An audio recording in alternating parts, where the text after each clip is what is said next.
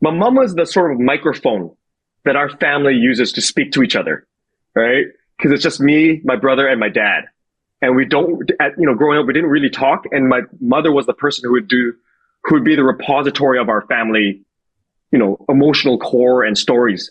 So my mom would be like, "Oh, you don't know, but your dad's very proud of you." So I knew my dad was proud of me because of that. She goes, "Oh, the other day when you played rugby, you scored that, but my dad says he's very proud of you." I'm like, "Did he say it?" Like when I'm older, I'm like, "Did he actually say it, or are you putting words in his mouth?" And to this day, I don't know, but I know he's proud of me. But the thing is, when I told him I'm going to do stand-up comedy, he just laughed.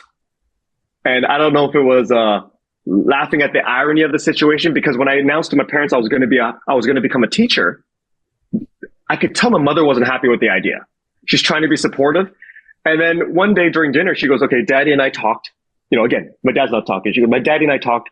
We think it's great you want to be a teacher, but you have to understand teachers aren't respected, right? They're underpaid. We don't know any happy teachers, right?" And she's talking from a Korean lens. So she goes, "We talked about what you could potentially be. We think you could be Jerry Seinfeld. We think you could be David Letterman." We were watching David Letterman, and even Dad said, "That could be Paul." The Asian And I one. looked at my dad, and he goes, "Yeah, I think with some practice, you could be like that. You'll get your own show." Wow. And I'm like, "Wow."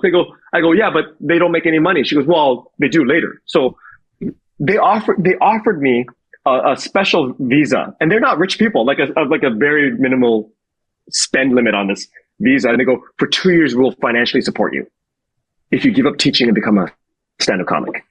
And that was in 1995.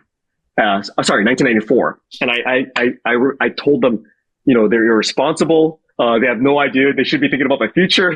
I had the reverse rebellion against a parent. Like, what do you want me to do? Travel around, not have a future?